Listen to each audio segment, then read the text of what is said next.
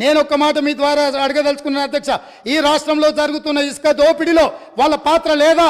లక్షలాది వేలాది లారీలలో ఇసుక దోపిడీకి పాల్పడుతుంటే నేరెళ్లలో, సొంత నియోజకవర్గంలో నేరెళ్లలో ఇసుక దోపిడీకి పాల్పడుతుంటే ఇసుక లారీలు దళితుల మీద ఎక్కించి తొక్కి చంపుతుంటే ఆ దళితులు నిరసన తెలిపినందుకు ఇసుక దోపిడీలో నేరెళ్లలో నిరసన తెలిపిన దళితులను పోలీసులను పెట్టి నిర్బంధించి పోలీస్ స్టేషన్లో పెట్టి కరెంటు షాకులు పెట్టి సంసారానికి పనికి రాకుండా హింసించినందుకు ఇసుక దోపిడీకి పాల్పడి ఇసుక లారీలతో దళితులను తొక్కిచ్చి చంపించినందుకు ప్రశ్నించిన దళితులను పోలీస్ స్టేషన్లో పెట్టి పోలీస్ కరెంటు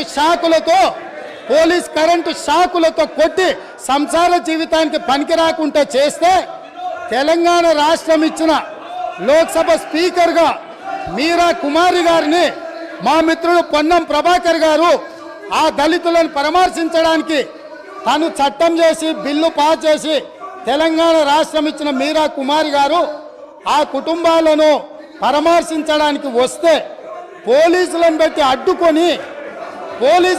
అడ్డుకొని వారిని అవమానించినందుకు సిగ్గుతో తల వంచుకోవాల్సిందే.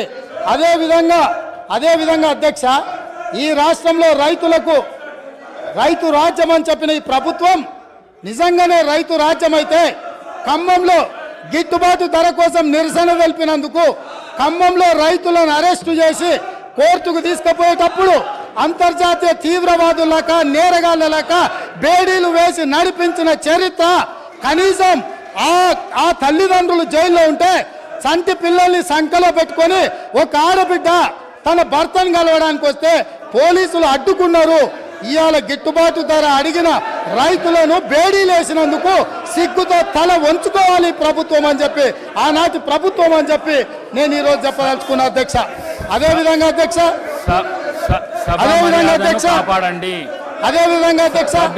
Telangana public service commission leader house మీకు అవకాశం ఇస్తాం మాట్లాడుదురు.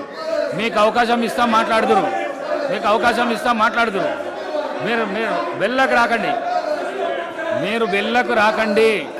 మీకు అవకాశం ఇస్తాం మాట్లాడుదురు. సభా గౌరవాన్ని కాపాడండి.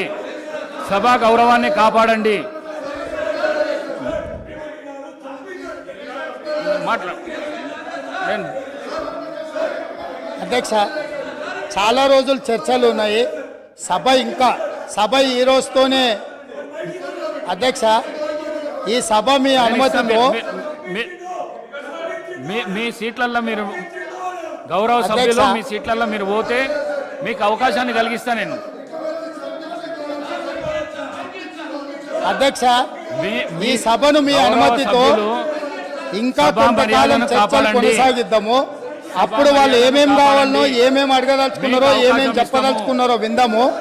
ఈ ప్రభుత్వంలో 10వ తరగతి పరీక్షలు అధ్యక్ష, ఈ ప్రభుత్వము 10వ తరగతి పరీక్షలు నిర్వహించలేక 10వ తరగతి ప్రశ్నాపత్రాలు మీకు అవకాశం ఇస్తాము. సభా మర్యాదను కాపాడండి. మీకు అవకాశం నేను ఇస్తా.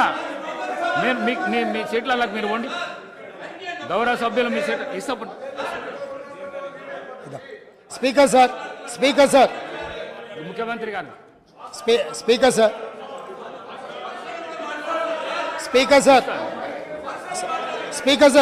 సార్ మీరు అనుమతిస్తే వాళ్ళకు మైక్ ఇస్తే నాకేం అభ్యంతరం లేదు. మీరు అనుమతి ఇచ్చి ప్రజాస్వామ్యంలో వాళ్ళు ఏం చెప్పదలుచుకున్నో చెప్పుకునే అవకాశం ఒకవేళ మీరు ఇవ్వదలుచుకుంటే నాకేం అభ్యంతరం లేదు అధ్యక్ష.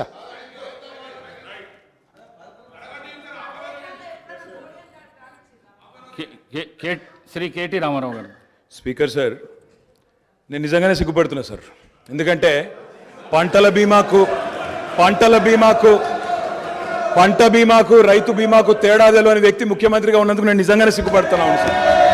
పంట బీమాకు రైతు బీమాకు తేడా తెలియని వ్యక్తి మీ గొప్ప నాయకుడు, గొప్ప ముఖ్యమంత్రి. అధ్యక్ష, నేను ఒకటే మాట అంటా ఉన్నా అధ్యక్ష, వారు పర్సనల్గా చాలా దారుణంగా ఒక ముఖ్యమంత్రిలాగా కాకుండా ఏదో పిసిసి అధ్యక్ష పదవుల్లో అక్కడ గాంధీ భవన్లో కూర్చుని ఒక ప్రెస్ మీట్లో మాట్లాడినట్టు స్వీపింగ్ రిమార్క్స్. అధ్యక్ష, ఇవాళ ఆయన ఒక గౌరవమైన రాజ్యాంగబద్ధమైన పదవిలో ఉన్నారు. అధ్యక్ష, నేనేమంటా ఉన్నా అధ్యక్ష, చెప్పాలి, గుర్తు చేయాలి, ఆయన గుర్తులేదు. నేనేమంటున్నా అధ్యక్ష, నేరెళ్లలో ఏదో జరిగింది, శాండ్ మాఫియా అని ఇష్టం వచ్చినట్టు మాట్లాడుతున్నారు. నేను ఒకటే అడుగుతున్నా అధ్యక్ష, 2004 నుంచి 14 వరకు శాండ్ మీద ఈ రాష్ట్రంలో, ఆంధ్రప్రదేశ్ రాష్ట్రంలో, తెలంగాణ ప్రాంతంలో వచ్చిన ఆదాయం, మొత్తం రాష్ట్రానికి సమకూరిన ఆదాయం 39.5 కోట్లు అధ్యక్ష. అంటే సంవత్సరానికి 4 కోట్ల ఆదాయం కూడా రాలే.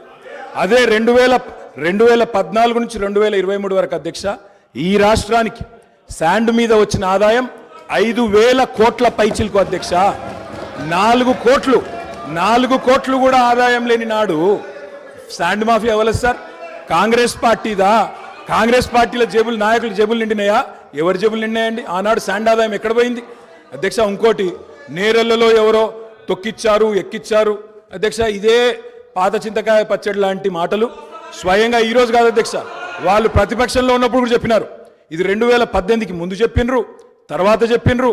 ఆయన చెప్పిన నేరెళ్లలో కూడా మా పార్టీకి అభ్యర్థిగా నాకే మెజారిటీ ఇచ్చి ప్రజలు మళ్ళొక్కసారి బ్రహ్మాండంగా గెలిపించి వాపసు పంపినారు అధ్యక్ష. ఒక మాట అధ్యక్ష, నేరెళ్లలో ఏదైనా తప్పు జరిగింటే